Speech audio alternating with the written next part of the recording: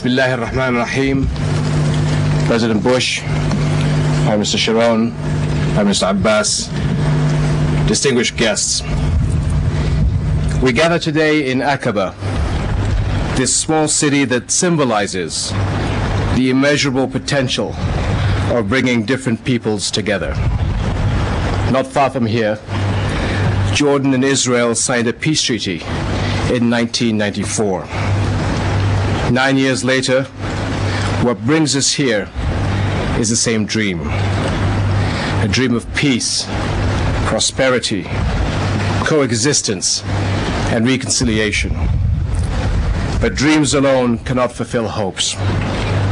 It is thanks to the efforts of President Bush and the commitments of Prime Minister Sharon and Prime Minister Abbas that we meet here today to transform these dreams into real achievements on the ground. Mr. President, Prime Ministers, let us have ambitions to move beyond the violence and occupation, to the day when two states, Palestine and Israel, can live together, side by side, in peace and security. And in our hands today, we hold the mechanism that can translate these ambitions into realities on the ground. It is a plan, the roadmap, that addresses the needs of both Palestinians and Israelis. To the Israelis, this plan offers collective security guarantees by all Arabs, a peace treaty, and normal relations with Arab states, and an end to the conflict. To the Palestinians, it offers an end to the occupation, a viable state, and the promise to live as a free and prosperous people. To be sure, the road to realizing this vision will not be straightforward or without obstacles. I am aware that many in our region and around the world view our gathering today through a lens marred with skepticism and suspicion. The failures and frustrations of the past have left many disbelievers in their wake. Today we have an opportunity and obligation to reinstate faith in the process and to reinvigorate hopes for a better tomorrow. We simply cannot afford the alternative. Over the past few years, the road to confrontation has shown its consequences. Loss of innocent lives, destruction, and fear. Most costly, however, was a loss of hope. The most precious gift that you can present to your peoples over the coming weeks is renewed hope born out of tangible progress on the ground. And it's not only your people who will be watching and waiting. The eyes of the entire world will be upon you. The nature of our new borderless world means that we all have a stake in what happens here today. Jordanians, Americans, Europeans, and many around the world stand ready and willing to lend all their support to ensure your success. But at the end of the day, it is you, the Palestinians and the Israelis, who have to come together to resolve the many outstanding issues that divide you. Many will view the compromises that will be made during your negotiations as painful concessions. But why not view them as peace offerings, ones that will provide in return the priceless gifts of hope, security, and freedom for our children and our children's children. It is only by putting yourselves in each other's shoes that we can hope to achieve real progress. Thus, we reaffirm today our strong position against violence in any form and from whatever source. Blowing up buses will not induce the Israelis to move forward, and neither will the killing of Palestinians or the demolition of their homes and their future. All this needs to stop, and we pledge that Jordan will do its utmost to help achieve it. Mr. President, you have stayed the course. Your presence here today to witness the two leaders meeting together, agreeing on common grounds to solve this conflict, provides a great impetus to move forward and a clear answer to all the skeptics.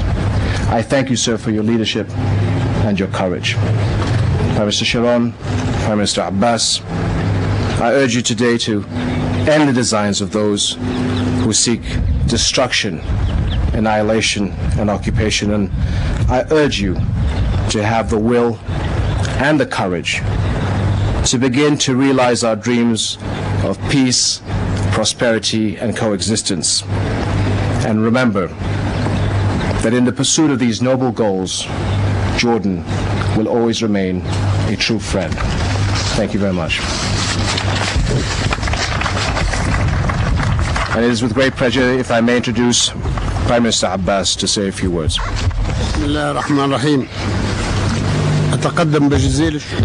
would like to thank King Abdullah for hosting our meeting here today. I would like also to thank President Mubarak and King Abdullah, King Hamad, and Crown Prince Abdullah, who met in Egypt yesterday. I thank them for their statement supporting our efforts. I also would like to thank the Israeli Prime Minister Sharon for joining us here in Jordan, and many thanks especially to President Bush, who took the longest journey for peace of all of us. As we all realize, this is an important moment.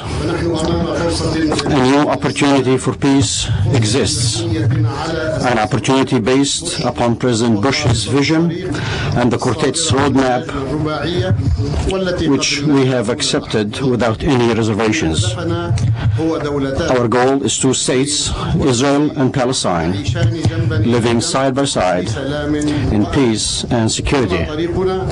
The process is the one of direct negotiations to end the Israeli-Palestinian conflict and to resolve all the permanent status issues and end the occupation that began in 1967, under which Palestinians have suffered so much.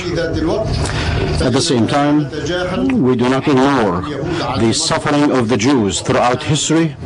It is time to bring all this suffering to an end. Just as Israel must meet its responsibilities, we, the Palestinians, will fulfill our obligations for this endeavor to succeed. We are ready to do our part. Let me be very clear. There will be no military solution to this conflict, so we repeat our denunciation and renunciation of terrorism against the Israelis wherever they might be. Such methods are inconsistent with our religious and moral traditions and are a dangerous obstacle to the achievement of an independent, sovereign state we seek. These methods also conflict with the kinds of state we wish to build based on human rights and the rule of law. We will exert all of our efforts using all our resources to end the militarization of the Intifada, and we will succeed. The armed Intifada must end, and we must use and resort to peaceful means in our quest to end the occupation and the suffering of Palestinians and Israelis and to establish the Palestinian state. We emphasize our determination to implement our pledges which we have made for our people and the international community, and that is a rule of law, single political authority, weapons only in the hands of those who are in charge of upholding the law and order, and political diversity within the framework of democracy. Our goal is clear, and we will implement it firmly and without compromise.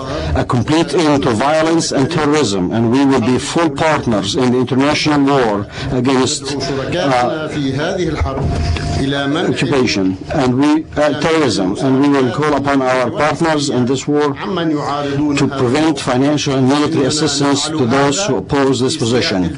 We do this as a part of our commitment to the interests of the Palestinian people and as members of the large family of humanity. We will also act vigorously against incitement and violence and hatred, whatever their form or forum may be. We will take measures to ensure that there is no incitement emanating from Palestinian institutions. We must also reactivate and invigorate the U.S. Palestinian-Israeli Anti-Incitement Committee. We will continue our work to establish the rule of law and to consolidate government authority in accountable Palestinian institutions. We seek to build the kind of a democratic state that will be a qualitative addition to the international community. All the PA security forces will be part of these efforts and will work together toward the achievement of these goals. Our national future is at stake, and no one will be allowed to jeopardize it. We are committed to these steps because they are in our national interest. In order to succeed, there must be a clear improvement in the lives of Palestinians. Palestinians must live in dignity. Palestinians must be able to move, go to their jobs and schools, visit their families, and conduct a normal life. Palestinians must not be afraid for their lives, property, or livelihood. We welcome and stress the need for the assistance of the international community, and in particular the Arab states, to help us, and we also welcome and stress the need for a U.S.-led monitoring mechanism. Together, we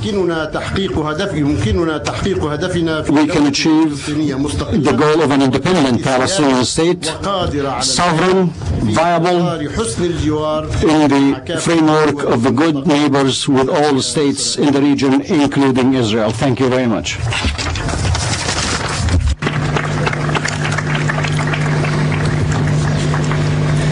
Thank you.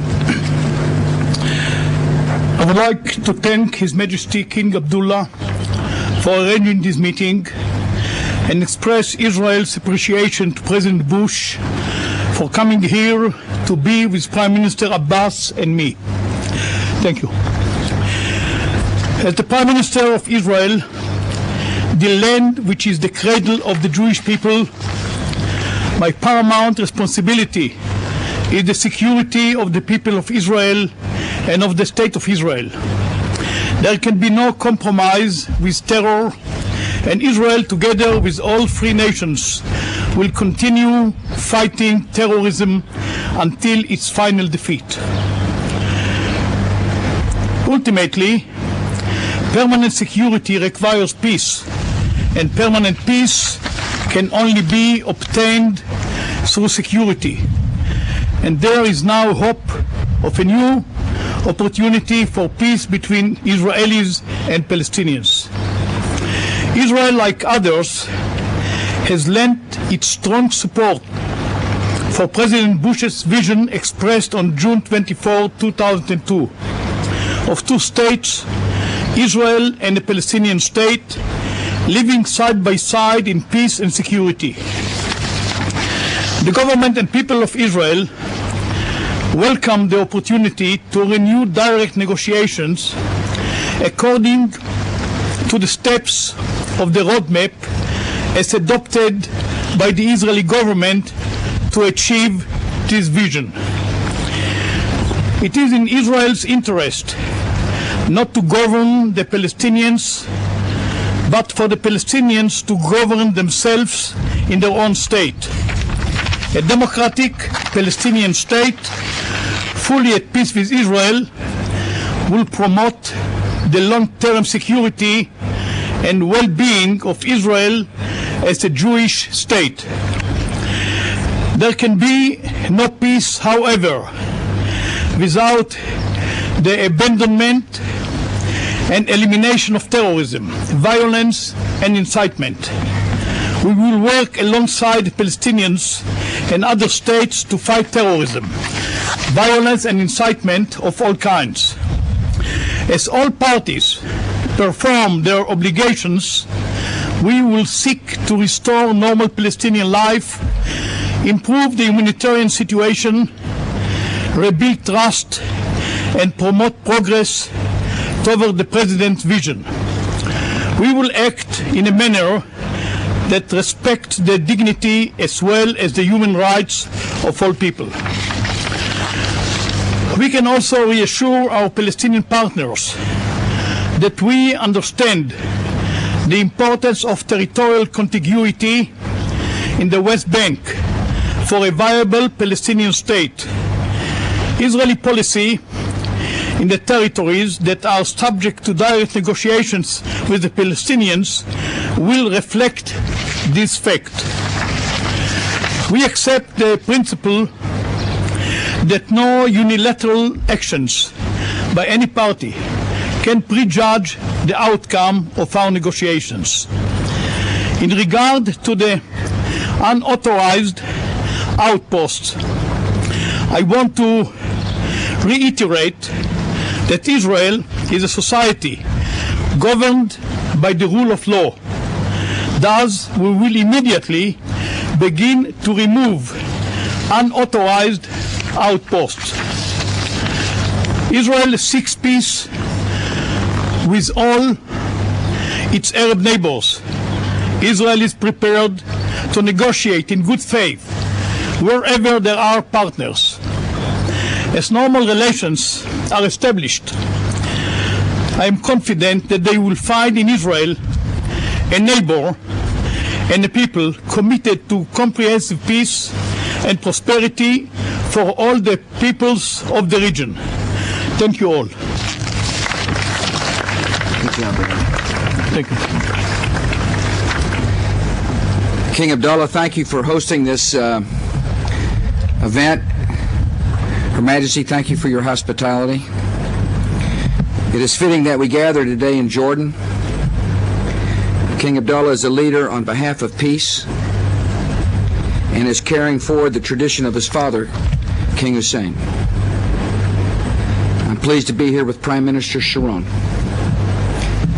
The friendship between our countries began at the time of Israel's creation. Today, America is strongly committed, and I am strongly committed to Israel's security as a vibrant Jewish state. I'm also pleased to be with Prime Minister Abbas.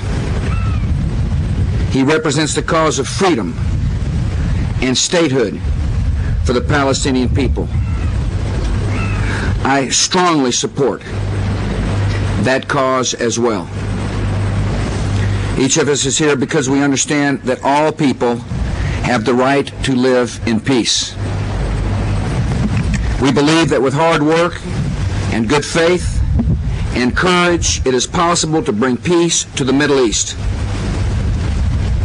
And today we mark important progress toward that goal.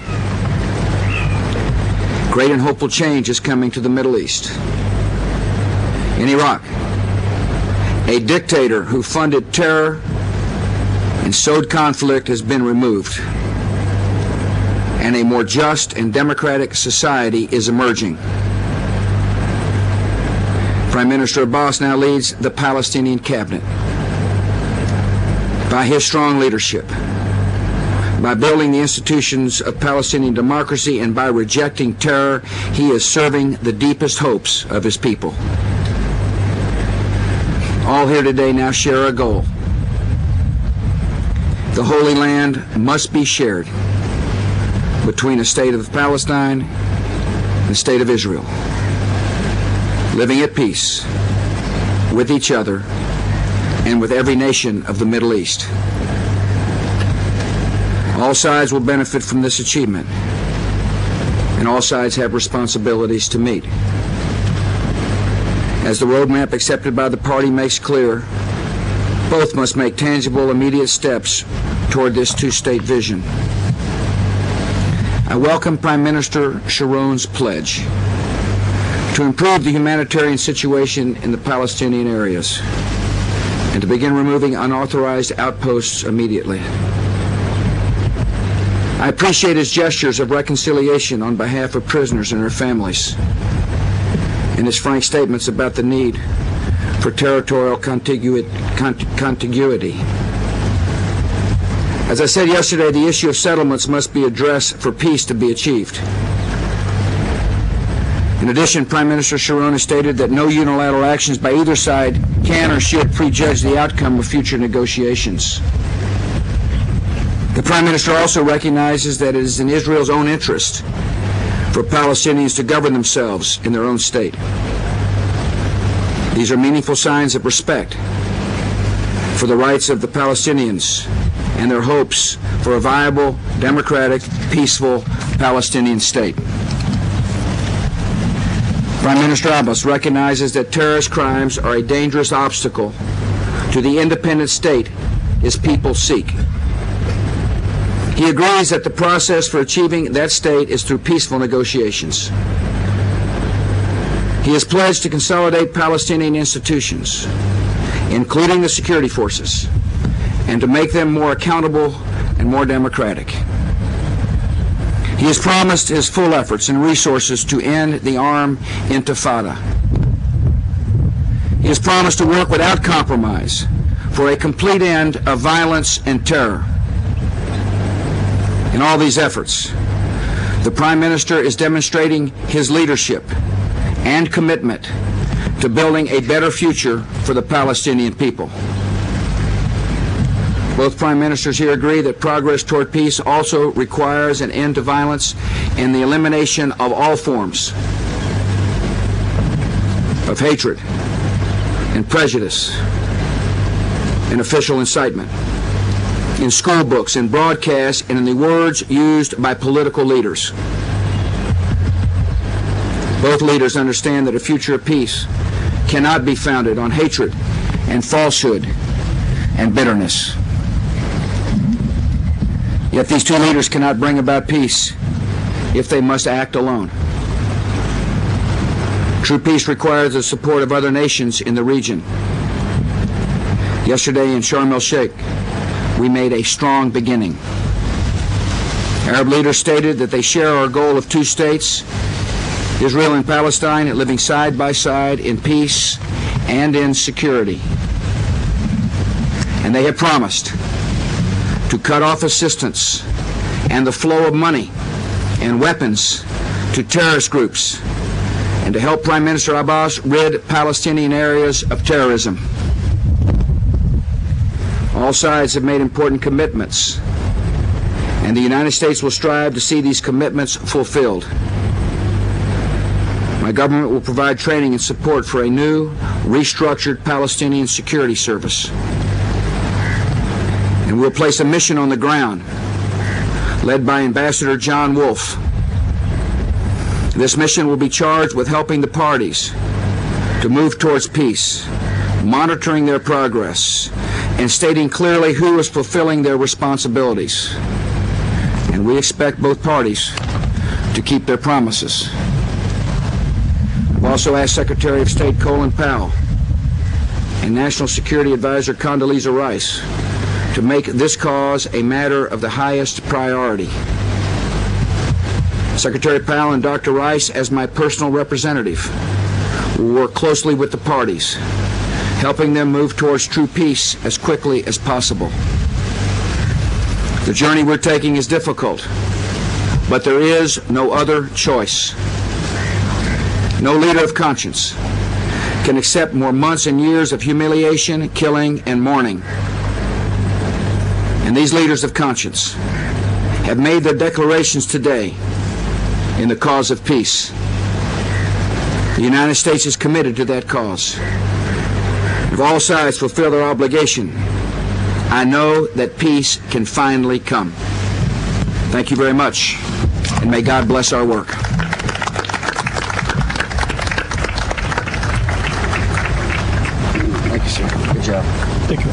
Good job. Thanks so much. Good job. Thank you, sir. There you go.